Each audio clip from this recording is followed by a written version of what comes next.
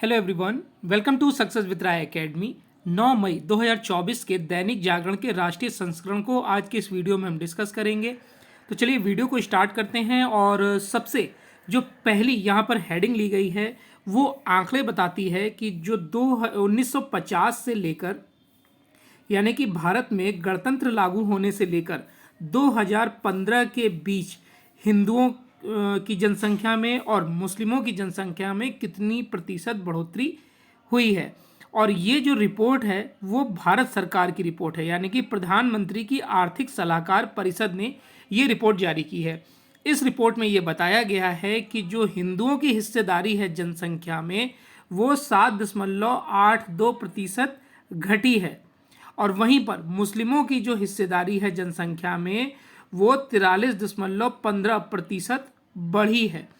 तो एक तरीके से ये जो चुनावी माहौल में ये आंकड़े दिए गए हैं वो एक सांप्रदायिक रंग देने के लिए दिए गए हैं। हालांकि इन आंकड़ों की आवश्यकता इस समय जब आचार संहिता लागू है तब नहीं दिए जाने चाहिए थे, ऐसा विपक्ष बोल रहा है।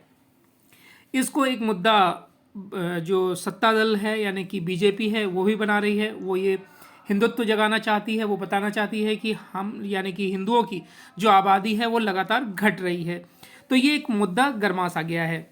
अगर हम रिपोर्ट की बात करें तो दुनिया के अधिकांश मुस्लिम बहुसंख्य देशों में मुस्लिम हिस्सेदारी बढ़ी है, वहीं पर हिंदू, ईसाई और जो अन्य धर्म वाले देश हैं यानी कि उनमें उनकी संख्या ज़्यादा है, वहाँ पर इनकी संख्या में कमी आई है। अगर हम देखा जाए जिसे हिंदू राष्ट्र हम बोलते हैं नेपाल, वहाँ पर भी हिंदुओं की संख्या में अप्रत्याशित कमी देखी गई है।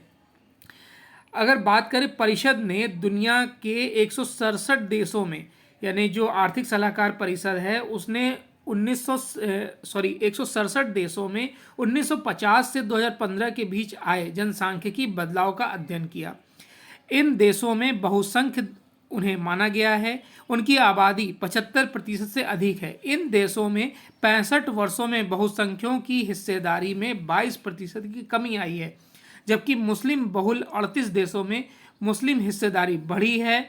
रिपोर्ट का उद्योग, अगर रिपोर्ट की हम बात करें तो इसका जो उद्देश्य है वो किसी देश की जनसांख्यिकी में परिवर्तन का वहाँ की लोकतांत्रिक प्रक्रिया और शासन प्रणाली में पर पड़ने वाले जो प्रभाव होते हैं उसका आकलन करना भी है। तो जाहिर सी बात है, अब इस आंकड़ों का क्या प्रभाव अभी तक पड़ा था वो तो नहीं पता, लेकिन अब इसका प्रभाव जो चुनावी भाषण हो रहे हैं उस पर जरूर पड़ेगा। नेक्स्ट है, शहजादे बताएं अंबानी अदानी से कितना माल उठाया है मोदी। देखिए, लोकसभा चुनाव के दौरान जो प्रधानमंत्री नरेंद्र मोदी हैं वो पहली बार कांग्रेस पर अंबानी और अदानी के साथ एक ग्राउंड पर आ गए, यानी कि उन्होंने जो सांठगांठ है उसको लेकर खुलकर बोला है। उन्होंने बोला कि उन्होंने तेलंगाना में करीमनगर के बेमुलताड़ा में एक रैली को संबोधित करते हुए प्रधानमंत्री मोदी ने कहा कि आपने देखा होगा कि कांग्रेस के शहजादे यानी कि राहुल गांधी पिछले 5 वर्ष से सुबह उठते ही माला जपना शुरू कर देते हैं, लेकिन जब उनका राफेल वाला मामला फुस हो गया तब से उन्होंने 5 उद्योगपतियों की नई माला जपना शुरू कर दिया।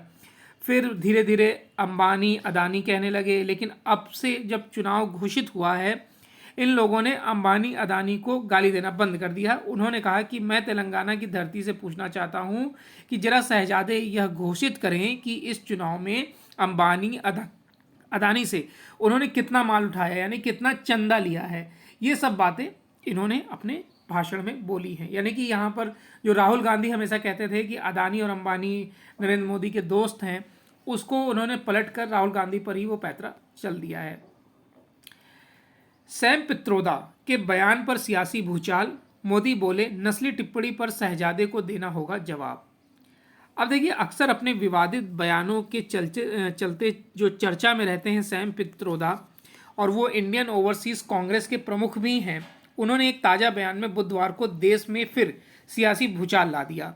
पित्रोदा ने कहा कि पूर्व के लोग यानी पूर्वोत्तर के लोग चीनी और दक्षिण भारतीय अफ्रीकी नागरिक जैसे दिखते हैं।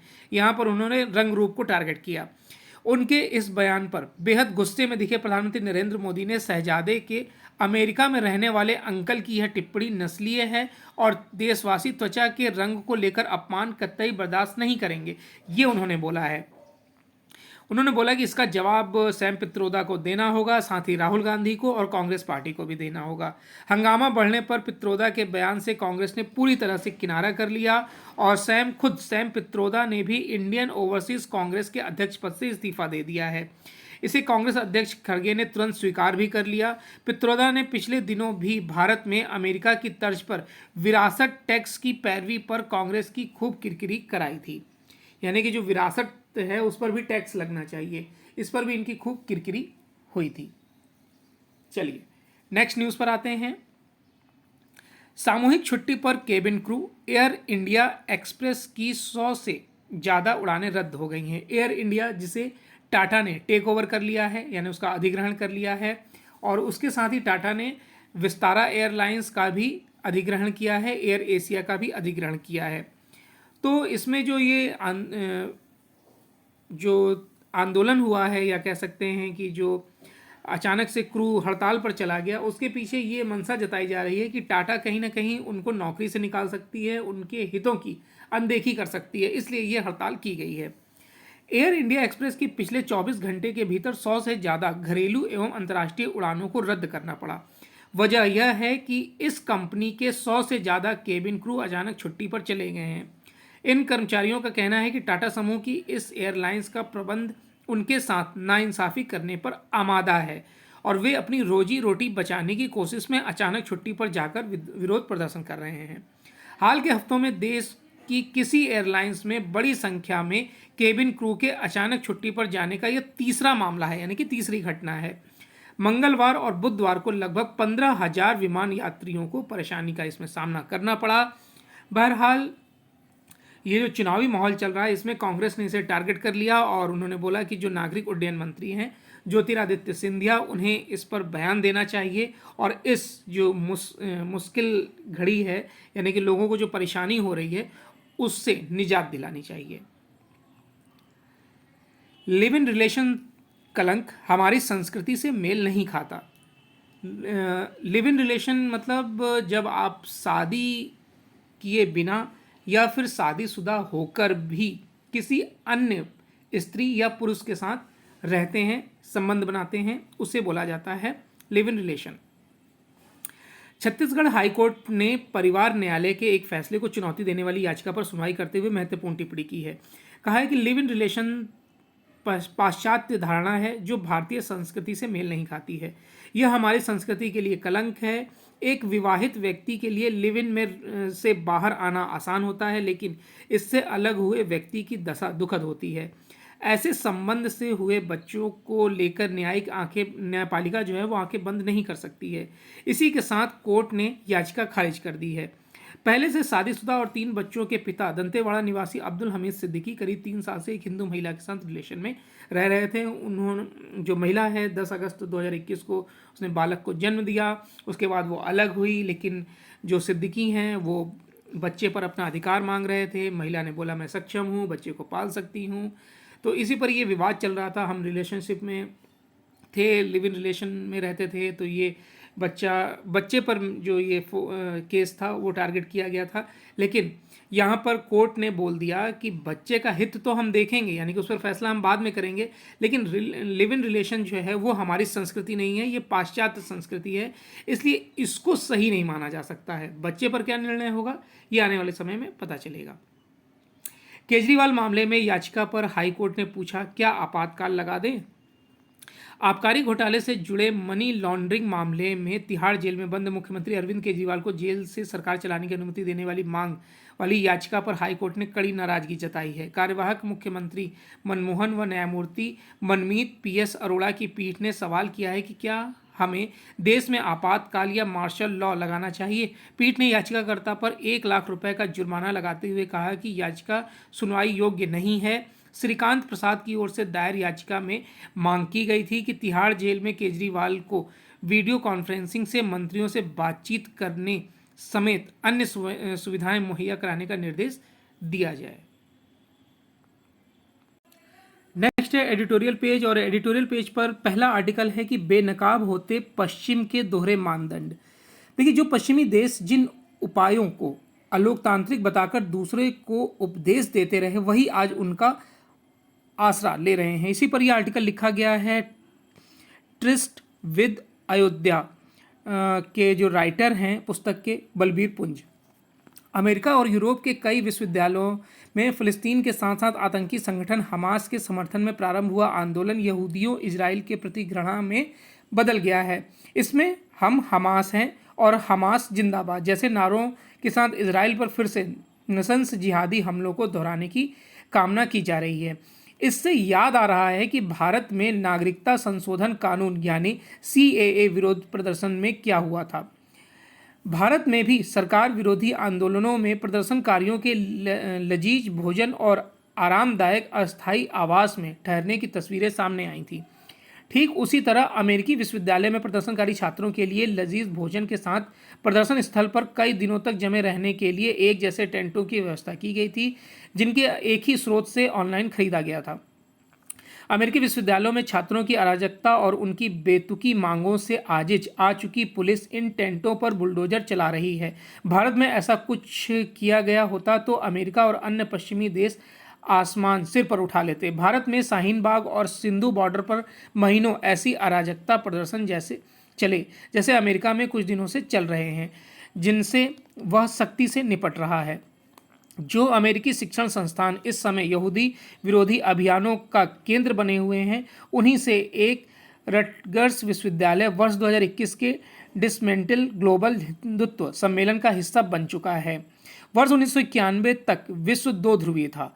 वामपंथ नीति सोवियत संघ के विघटन के बाद माना जाने लगा कि विश्व में अमेरिका के नेतृत्व वाले केवल एक ही ध्रुव का प्रभुत्व रहेगा। हालांकि आज दुनिया बहुध्रुवीय हो चुकी है। इसमें सत्ता के कई केंद्र बन चुके हैं। इनमें एक अत्यंत जो आप कह सकते हैं कि शक्तिशाली या फिर राज्यहीन परंतु बिना उत्तरदायित्व वाला समूह भी है। किसी उपयुक्त संज्ञा के अभाव में इस वर्ग को वोक कहते हैं। यह समूह छोटा, अति मुखर और आक्रामक है, जो लोकतांत्रिक प्रक्रिया से चुनी सरकारों को उनके एजेंडे को लागू करने से रोकने एवं व्यवस्था को पंगु करने का प्रयास करता है। वाम फासिस्ट वैचारिक अधिष्ठान से प्रेरित यह गिरोह बिना किसी अपराध बोध के जनादेश के हरण में पारंगत है। जिस टूल किट का भारत में CAA और कृषि सुधार विरोधी प्रदर्शन में उपयोग हुआ था, अब जब अमेरिका उसका शिकार बना है तो उसकी आंखें खुल रही हैं। विडंबना देखिए कि अराजकता को समाप्त करने हेतु जिन उपायों को अक्सर अमेरिका और अन्य पश्चिमी देश दमनकारी और अलोकतांत्रिक बताकर निंदा करते थे, आज वो भी उन्हीं का सहारा ले रहे हैं। नेक्स्ट आर्टिकल है कि मतदान को मजहब से जोड़ने की कोशिश।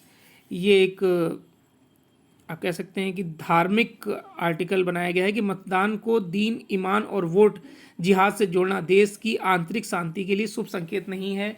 यहाँ पर सलमान खुर्शीद को टारगेट किया गया है, क्योंकि वो बोल रहे हैं कि आप वोट को जिहाद की तरह लीजिए, लोकतंत्र भारत में ख़त्म हो चुका है, आप वोट करेंगे तो एक तरीके से भारत को बचाएंगे। हालांकि वो वोट करने की जो अपील कर रहे हैं वो तो सही है, लेकिन एक तरीके से एक समाज को यानी कि मुस्लिम पक्ष को वो जिहाद के रूप में वोट करने के लिए कह रहे हैं, वो गलत है। इसी पर यह आर्टिकल लिखा गया है, हालांकि इस आर्टिकल में कुछ इंपॉर्टेंट नहीं है। नेक्स्ट पेज पर आते हैं जो है बिजनेस पेज।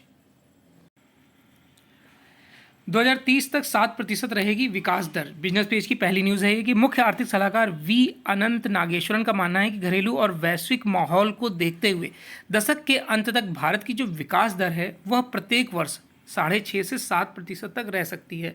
यही जो आंकड़े हैं वो लगभग सभी एजेंसियों ने भी दिए हुए हैं। बुनियादी सुविधाओं एवं डिजिटल इंफ्रास्ट्रक्चर के विकास से यह संभव दिख रहा है, लेकिन इसे पाने के लिए मैन्युफैक्चरिंग में MSME की हिस्सेदारी को बढ़ाना होगा, कारोबार के लिए नियमों के भार को कम करना होगा और सप्लाई चेन की मजबूती के लिए इंफ्रास्ट्रक्चर तैयार करना होगा। बुधवार को national council of applied economic research की तरफ से आयोजित एक कार्यक्रम में नागेश्वरन ने कहा कि इस बार अच्छा मानसून रहने से खुदरा महंगाई RBI के अनुमान के मुताबिक 4% के स्तर पर रहने का अनुमान है। चालू वित्त वर्ष 2024-25 में भी विकास दर 7% से अधिक रह सकती है। 8 अप्रैल में 8% तक महंगी हुई शाकाहारी थाली। प्याज और टमाटर की बढ़ती कीमतों के चलते अप्रैल में शाकाहारी थाली 8% महंगी हो गई है। कृषि मार्केट इंटेलिजेंस एंड एनालिसिस की मासिक रोटी चावल दर रिपोर्ट के अनुसार ब्रॉयलर की कीमत में गिरावट से मांसाहारी भोजन की लागत में कमी लाने में योगदान हुआ है। चलिए नेक्स्ट न्यूज़ है कि आरबीआई के नए नियम से बैंक असहज। परियोजना को कर्ज देने की मौजूदा नीति में बदलाव करने के आरबीआई के प्रस्ताव से देश का बैंकिंग सेक्टर काफ़ी असहज है। बैंकों ने इस बारे में आरबीआई से और ज़्यादा स्पष्टीकरण की मांग की है और यह इच्छा भी जताई है कि संबंधित प्रस्ताव को लागू करने से पहले उनके साथ विस्तार से विमर्श किया जाए। बैंक, एनबीएफसी, सहकारी बैंक समेत हर तरह के वैसे वित्तीय संस्था जो परियोजनाओं को कर्ज देते हैं को कुल वितरित कर्ज का 5% अतिरिक्त राशि का समायोजन एक विशेष खाते में करना होगा। इससे इनकी कर्ज देने की लागत के बढ़ने की संभावना बनी रहेगी। चलिए नेक्स्ट पेज है इंटरनेशनल पेज, जिसमें युद्ध, जिसको स्किप करेंगे। और कनाडा में सिख अलगाववादी समूहों ने पार की सारी हदें। भारत कनाडा के साथ बढ़ते तनाव के बीच भारतीय उच्चायुक्त संजय कुमार वर्मा ने कहा कि कनाडा में सिख अलगाववादी समूह ने सारी हदें पार कर दी हैं। भारत इस मामले को राष्ट्रीय सुरक्षा व देश की अखंडता के तौर पर देख रहा है। भारत का भाग्य भारत ही तय करेगा, विदेश नहीं। नेक्स्ट न्यूज़ पर आते हैं। प्रवासी भारतीयों ने एक वर्ष में भारत में भेजे रिकॉर्ड 111 अरब डॉलर। विदेश में रहने वाले भारतीयों ने सारे रिकॉर्ड तोड़ते हुए एक वर्ष में अपने देश में 111 अरब डॉलर भेजे हैं। यह आंकड़ा वर्ष 2022 का है। संयुक्त राष्ट्र इमिग्रेशन एजेंसी ने कहा है कि यह 100 अरब डॉलर के आंकड़े तक पहुंचने और इसे पार पाने वाला दुनिया का पहला देश बन गया है। इंटरनेशनल ऑर्गेनाइजेशन फॉर माइग्रेशन ने मंगलवार को जारी रिपोर्ट में कहा है कि 2022 में भारत, मैक्सिको, चीन, फिलीपींस और फ्रांस शीर्ष 5 रिमिटेंस प्राप्तकर्ता देश थे। पाकिस्तान और बांग्लादेश 2022 में छठे और 8वें सबसे बड़े प्राप्तकर्ता थे। उन्होंने क्रमशः 30 अरब डॉलर और 21.5 अरब डॉलर प्राप्त किए हैं। दक्षिण एशिया के 3 देश भारत, पाकिस्तान और बांग्लादेश दुनिया के अंतर्राष्ट्रीय प्रेषण के शीर्ष 10 प्राप्तकर्ता में शामिल हैं। यह इस क्षेत्र से श्रम प्रवास को रेखांकित करता है।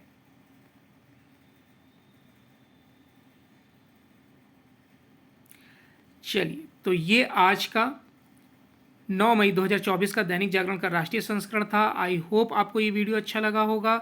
अगर वीडियो अच्छा लगा हो तो लाइक और शेयर कर दीजिएगा। वीडियो देखने के लिए धन्यवाद।